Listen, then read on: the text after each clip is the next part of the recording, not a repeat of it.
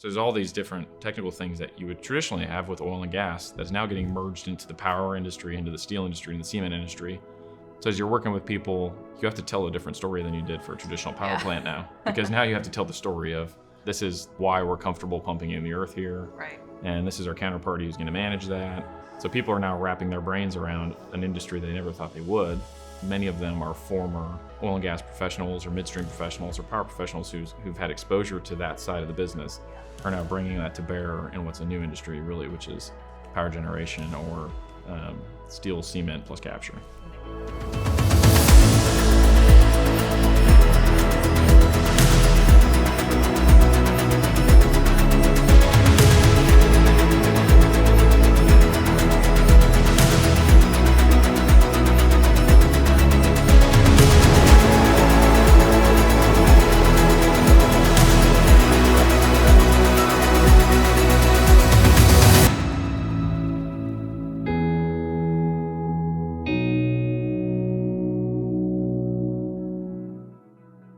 Welcome to Lightbulb Moments, a video podcast series brought to you by Mitsubishi Power, bringing you the brightest minds, most engaging stories, and illuminating points of view from across the energy sector. Today, we're talking to Jonathan Wiens, the CEO of Warwick Carbon Solutions. Jonathan, thank you so much for being here today. Thank you for having me. It's a privilege to be on with you. So before we get started, I would love the chance to get to know you a bit. Tell me a bit about yourself and how you arrived at this position. Sure. I'm not originally from Houston, but lived here the last 12 years. I'm originally from Montana. I grew up there and went to college at West Point in New York, and then went in the Army as an intelligence officer, did a tour to Iraq, a tour to Afghanistan, and then got out of the service with the intent to go into the energy industry. So that's what began my journey where I am now in Houston. And my wife and I moved here, and I started working for Hilcorp Energy. When I was at Hilcorp, we started working on a project in the company that was the demonstration of MHI technologies at Petronova. Perfect. And so I was not in that project team, but worked, the guy who designed it was in the office next to me. And so I was exposed to it and started to get the ideas of ruminating in my mind of what carbon capture had become and the value of carbon. And this was, 2016 timeframe, way before all this has kind of taken a big piece in the industry and a lot of focus. So I left Hilcorp, went to work for Warwick, and left under the kind of guise that I thought carbon was going to have value and we needed to find ways to invest in that, which started them supporting me, and then years-long journey of getting to where we have Broadwing Energy, which is the project with ADM and Mitsubishi Heavy and Mitsubishi Power for capture and generation respectively. But it's been a long journey that dates all the way back then, but it takes that long to get these new things happening and to get the partners that we have in Mitsubishi and Kiewit and others that can make something like this a reality. I think that's one of the most interesting things about carbon capture solutions is the amount of collaboration it requires and the scale of that collaboration. I think in that sense, carbon capture solutions and leaders in that sector, we can learn a lot from your experience. Yeah. And what it takes even in other areas of the industry. I do want to dive a little bit into, can you tell me a little bit more about your journey from the military background into the energy sector and what that transition was like and why energy specifically? What was so interesting to me about energy, and particularly oil and gas at the time, was it was something that you get confidence that it was always going to be there. My wife at the time worked for Deloitte, and it was during the financial downturn, and so see the pressure on that industry. And when I was evaluating what I was going to do, the energy industry is just something you have to keep the lights on, right? That's the cliche, but it's a cliche because it's true. Could you give us a brief explanation of what carbon capture is? Just level set us. Sure. What's the 101?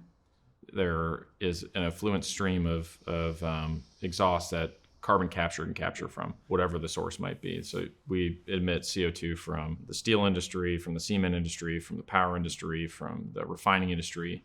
And everyone's different. Everyone, some of them like cement or steel use different fuels at different times. So it varies all the time. And so it can be a little bit more complicated to capture from. Everyone emits a different amount. So some can emit 100,000 tons a year, some emit up to 5-6 million tons a year. And so as you think of commercial solutions and technical solutions for those, they're all very, very different. And then you have to think of, well, what do they require? They all require water, fuel. There's various requirements per site, and that'll be different if you're in Kansas versus if you're in California, because the temperatures are different. Your access to water is different. Your access to fuel is different. There's a million solutions out there that have to be figured out for each one of these sites. Everyone, including us, is trying to make it as cookie cutter as possible, but there's not a cookie cutter approach. Absolutely. One thing I think about carbon capture that might be helpful for people to realize is it's such a geology story. So can you walk us through a little bit about that and why the geology of a region has so much impact on what it would take to build a carbon capture system? So I talked a little bit about the complexity of the different sources, right? And that's super important as you're thinking about how you're going to design a capture plant. Then you also have to somewhere put the carbon, right? And put the pollution. The geology around the country varies everywhere you go. Like there's fantastic rock in Illinois. Certain areas of southern Michigan and Indiana, there's great geology there. So as you go through the Gulf Coast, great geology. But in certain parts of the country, like up in Massachusetts, New York, the rock doesn't exist. So it's a complex solution for the source. It's also a complex solution for where you put it. And so that's the burgeoning industry of sequesters that is growing. And there's a handful of large oil and gas companies and independents that are forming, that are getting acreage and putting those pieces together. But as all that comes together, it's also has to commercially come together, and then we also have to find ways to do it in mass, because you start thinking about the scale of our emissions and you put that into a volume of gas you're moving, it's enormous. I mean, it's the equivalent of our entire natural gas industry. Wow. Trying to move that, dispose of it into wells that currently don't exist. There's only 3 operating sequestration wells in the country. There's one in North Dakota, which just recently came into operation, and then ADM, who's our partner, has the 2 operating wells. So when you say, Illinois, Indiana, they have great geology, what qualifies great geology? It's the effect of when you pump something in the earth, will it take it and will it continue to migrate out into the rock so that you can store it? As you think of liquid storage in the Midwest, you have pores in rock, and those pores, it's how big are those pores and then how connected are they so that you can essentially pump through them. If you look at a cement wall, which is behind us, that has porosity to it, and you can pump through it. So you measure those rocks and you measure how thick they are, and then you risk that, and there's all forms of analysis that go into it. So there's all these different technical things that you would traditionally have with oil and gas that's now getting merged into the power industry, into the steel industry, and the cement industry. So as you're working with people, you have to tell a different story than you did for a traditional power plant now, because now you have to tell the story of, this is why we're comfortable pumping in the earth here. Right. And this is our counterparty who's going to manage that. And it's going to work for these technical reasons. So people are now wrapping their brains around an industry they never thought they would, which has always been for oil and gas or water or storage of hydrocarbons. And now we're doing that for pollution. So, and what you find as well is you see people who are working in the carbon capture business now. Many of them are former oil and gas professionals or midstream professionals or power professionals who've had exposure to that side of the business. Are now bringing that to bear in what's a new industry, really, which is power generation or steel, cement plus capture. And they can act as like the translator and kind of the arbiter of those That's relationships. Right. It's very, very complex. The subsurface space is very complex to understand and to get it right, You're doing all of this a mile under the ground? Yeah, it can be minimally, a mile. Or it can be a little more. It has to be below a certain depth because you have to stay below the water table, so you're not at risk of your CO2 interacting with any of the fresh aquifers that a community might require. Right. And also, you want it to be liquid, and you want it to be below water tables and in a safe storage space. And the thing that's kind of a misnomer in this industry is something that's a well-trodden path. There's a huge water storage industry that has been doing that with all the major basins. Water storage is a huge piece of business. That's an analog to what we're doing here. Okay. Different metallurgies and a different process, but a lot of that is there. We have the storage of caverns, which Mitsubishi Power is, showing how you can do that safely with hydrogen. This is a well-trodden path. Right. It's not like it's anything different. The well designs are slightly tweaked to manage CO2, which can act differently, but otherwise, this is something that, there's a lot of people with industry experience who can do it. We're now bringing it to bear in a whole new way. So can you briefly expand on the 2 main components of carbon capture, primarily transporting it and disposing of it? Briefly. Sure. So once you capture the carbon, then you need to transport it through a pipeline. So when it, like I just mentioned, when it leaves the facility, it gets compressed, pressurized, and then it's put into a pipeline. And so CO2 pipelines are some of the safest in the country. There's thousands of miles of operating pipelines from the Exxon Denbury pipeline that goes all the way from Mississippi to Texas, from the Kinder Morgan pipeline that goes from southern Colorado all the way to West Texas, the Exxon pipeline, and the Rockies that goes from northern Colorado, Wyoming area all the way to Montana. These have been pipelines been operating for a long time, and the unique nature of CO2 is actually transported very safely because it's generally done at a higher pressure, so the pipe is better. And for these other pipelines that are moving natural gas or petroleum byproduct, they often have impurities in them in CO2 and with the presence of water in the case of natural gas, or H2S or something that can lead to corrosion in those pipelines. Whereas if a CO2 pipeline is under pressure and doesn't have the presence of water, there's nothing corrosive. And so there's been very few incidents of problems with CO2 pipelines, and I think we'll see that only get better with time.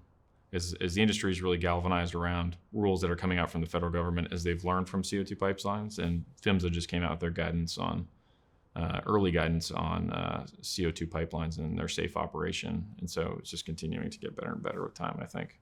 While we're on the subject of pipelines, what are some of the infrastructure challenges accompanied with carbon capture? And I know you just mentioned that, as long as there's no water present, the pipelines won't corrode. So how long are these infrastructure, systems in place, and how often do they need to be refurbished, that sort of thing? This is the beginning of a new industry. When the oil and gas industry started taking off in Texas, the big East Texas oil boom, West Texas oil boom in the early 1900s. When that happened, we had World War II come, and the nation got galvanized that we needed fuel for the soldiers. So they built a pipeline in an eighth of the time we can build any pipeline now, and they built it all the way from East Texas, the Texas Eastern Pipeline, all the way up to the Northeast. That's the sort of thing we need right now, except for when you look at the current climate and you look at landowners and your ability to do that, we just don't have the ability to do that in the country anymore. Right. So we need that kind of momentum and that kind of movement to get the infrastructure in place in the time we need to handle the volumes we need. But it's not that easy. There's been a couple of pipeline companies that have tried to do interstate pipelines in the last year, particularly those in Iowa, South Dakota, Illinois area, and they've encountered a ton of pressure. Largely it's because somewhat with interaction with landowners, has not gone exactly the right way. But secondly, people don't really understand what these pipelines are. Yeah. We've traditionally had natural gas pipelines going through farmers and landowners' properties. They understand them and they see that it's an opportunity. There's value to it. Right. This is a new industry where a landowner gets approached about CO2 storage under his land, or he gets approached about a pipeline. He doesn't understand the value of it or that it's safe. So I think that's something that's going to take time. It's going to take the industry working together to educate the public about what these pipelines really are. Kind of the climate and the market that you're describing, right? The pace at which we need to make these changes. The pressure, of course, coming from hyperscalers and just kind of the market demand for 24/7, low carbon power. So why or how is carbon capture attractive to hyperscalers? What are some of the advantages? Well, I think it's attractive to not only hyperscalers, but the market as a whole. In the natural gas turbine market, which is your business, turbines are being sold and plants are being built and planned, and that's taking off quickly. Those are being positioned all around the country with some of those constructors having carbon capture in mind or hydrogen in mind. Some of them do not, but the wide thesis is that hyperscalers in particular, if they're supporting these assets going in, which are going in nearly every state, then they need to have a pathway to make that clean. Mm-hmm. And what we've done at Broadwing is designed one of the large frame gas turbines to incorporate capture. The capture is a system in amine capture that has been demonstrated at thousands of midstream facilities and facilities for the oil and gas industry or otherwise around the world. But now it's at scale and totally different and put together. So as we put that together, we've done that at Broadwing and Warwick. it's a unique application that I think everyone's going to want to figure out how to do for their facility. Is that what you see as the primary impediment to like widespread adoption, or are there other reasons? I just think it's time. Yeah. And it's also just the beginning of an industry. So, you have primarily utilities leading this charge. The utilities have no exposure to this or experience. So let's say it's a hyperscaler in the South or wherever, and they're asking a utility to provide them low carbon power, and they don't have any experience in chemical facilities, which is what an amine capture facility is. They don't have experience in geology and rock, so they're putting together who are their key partners that they're going to partner with to put this together, probably with the guys that eventually they want to figure out how to do it themselves. So it's all that forming and who can actually do it, who's gonna be effective. And so as that comes together, now we're getting to the place where I think a lot of those relationships have formed. Some will change over time, and people are starting to hit stride, and we're going to start see things, late this year, next year, start FIDing. Who do you see as being active in the market? Who should we keep an eye on in that space, in that sense? The one everyone needs to keep their eye on is the pairing of utilities and hyperscalers. Yeah. Because the hyperscalers are the ones who want to have clean power. Their options are limited because there's always wind and solar there that you can install, but that's not a base load option. Right. So you pair it with batteries and you give yourself, another 3 to 6 hours, but that still doesn't get you even close to the reliability that a data center needs in order to operate and tune and come down as quickly and ramp up as quickly as it does. So you need base load generation. That comes from currently a nuclear power plant or a coal plant, which no hyperscaler is going to partner with, right? Or it comes from a natural gas power plant. And so all the major hyperscalers that are one of the big tech companies, they want that to be clean at some point, and they want a path through that, or it's a requirement for them up front. And for that, you have a nuclear power plant, which is 10 times the cost of what we're doing with carbon capture and large frame turbines. So you have that option, or you have the natural gas option, which is what I think where the future is. And then you also have a timeline issue, because we have not built nuclear power plants at this scale and done it in the dozens, repeat cycle that is needed. Right. And so once that gets going, that's a great thing. Like we should be doing that. I'm a big proponent of all things. Like let's do all things. But what's achievable now is rapid deployment of natural gas to carbon capture. Look in the Midwest. Look at an active state that's trying to develop in the Midwest. They have 3 to 5 gigawatts of need. Yeah. You need 700, 800 megawatt Mitsubishi natural gas turbines that are pumping out serious power to achieve those needs in tandem with a lot of wind and solar. What do you wish people knew about carbon capture that they might not already? The scale of what we're doing is new. The applications in some cases are new, but the concept of carbon capture is nothing new. It's been done for decades, 50, 70 years on midstream facilities. It's nothing new, and that's something people need to understand. And then the application of taking the emissions that's in a well-known industry and applying them through the transportation of CO2, that is also a well-trodden path. There's been CO2 pipelines operating in this country since the 70s. And so as we think about the integration of those two concepts on whatever industry it is, we have to do it safely. We have to do it in a smart way. I think the federal government, as they've rolled out Class 6 permits, which are the permits for a sequestration well, they've done it in a prudent, slow manner, and it will pick up steam. But we have to get it right, because if you get it wrong, you're going to suffer the consequences of bad press and people questioning, all the things that we're doing. But as a whole, the industry and the public should understand that it's a safe thing. We just have to do it in a smart way with the right counterparties involved. And then for business leaders, almost every company in the country's got some sustainability department now if they're of scale. So as they're thinking about that, I just stress that I think carbon capture has a piece in their business.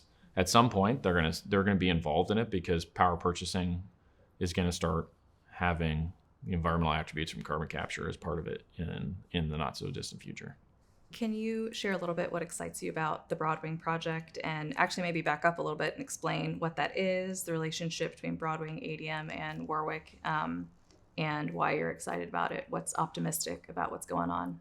Sure. The Broadwing project is very unique. It's something that we've been working on since 2020 with ADM.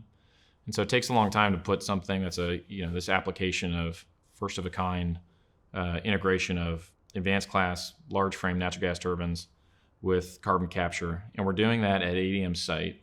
So this is their largest facility in the world and one of the largest consumers of steam in the country. So we're demonstrating not only the clean generation of power, we're also demonstrating the clean generation of steam for food processing and industrial use. So it's got a power application. It also has an industrial steam application. And that makes it, a unique thing, because we've been talking about this for utilities but there's also refineries, petrochemical facilities. There's facilities all around the country that consume steam. Right. And one of the hardest things to decarbonize is steam. Why is that? Oftentimes it's of smaller scale. It's small cogen facilities. So it's a different scale. You can't transport steam very far before you start losing a lot of your heat. So it has to be nestled in next to the infrastructure. And so it's a different thing we have to figure out. Yeah. And you can't electrify steam. Yeah. You can only efficiently make steam with coal or natural gas. We're doing the latter, right? I don't think a lot of people are pivoting to the former. So, that's one of the unique things of Broadwing is decarbonizing ADM's operation through the integration of power and steam. And so our partnership with ADM is they're going to be managing our CO2 and putting it into their wells in the field that they're expanding, a business they're very good at and they're the pioneer in. And then they're off taking power and steam from us. So it's really the only place in the country you could do that at this scale, at this time, and have someone who needs that much steam and needs that much power. It's a unique thing, and it's demonstrating this scale that it can be done. That you can put a commercial structure together and have best in class partners like Kiewit, Mitsubishi, ADM, and put all those pieces of the pie together and go out and block and tackle and put something exciting together that others can go out and repeat around the country.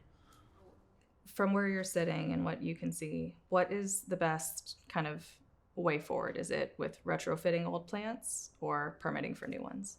We're going to obviously have to tackle the problem that old plants need to be retrofitted. Some of these aren't that old. There are plants that are built in the last 10 years, and those are pieces of infrastructure that are in place that you want to take care of, and we have to find solutions for. For those plants, there's a million different challenges at a million different sites with the size, the amount of emissions they have, and the access to sequestration. As you think of where you get the lowest hanging fruit, it's obviously going to the spot with the best sequestration and a brand new plant that's sized perfectly for its carbon capture. For an old plant, that's probably not the case. It could not be the case. You go find the ones that are the easiest, but they might not be the most efficient fit for the most economic capture solution.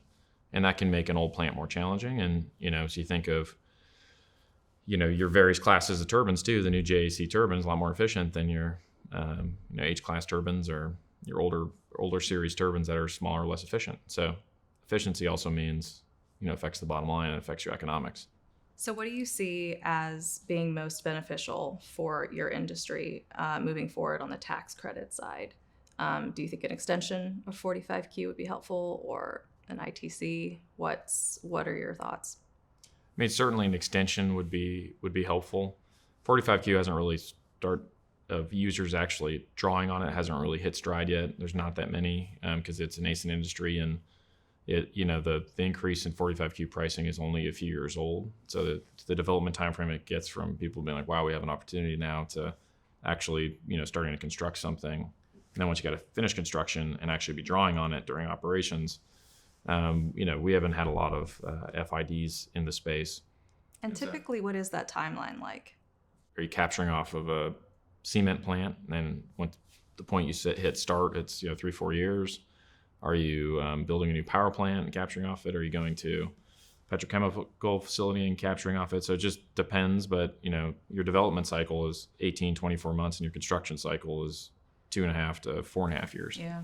So it just varies. So that's a long time from when you start getting, a 45Q increase that's recent until it's actually in operation. So we've got some runway to get to where 45Q is really being pulled upon, and it's something that the government's very, very actively funding. But an extension is certainly probably the most beneficial thing to the industry at this time. I think that's part of the difficulty just across the energy sector, and a lot of these conversations that I've had is the subtext of all of this is, yes, federal incentives are helpful, of course, but the issue still remains that we have to act, make decisions, sign things before we have all the answers, right? Before we have what the runway even is. Mm-hmm. We've got to take off if we're trying to meet some of these deadlines. Mm-hmm. So what Congress and the government's done with our current 45Q code is enough to get us going.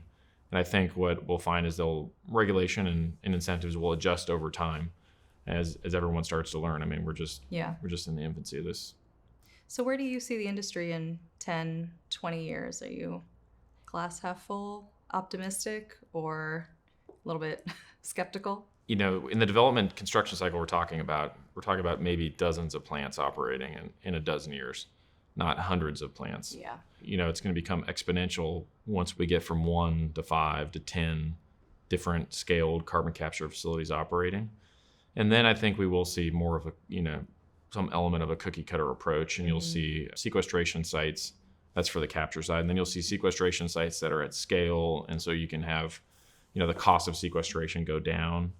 And so I also think we're going to find commercial solutions that will stretch beyond government solutions for some things as time progresses, because there is desire amongst most corporates to, in one administration versus another, and one might be pushing harder for, green solutions versus another.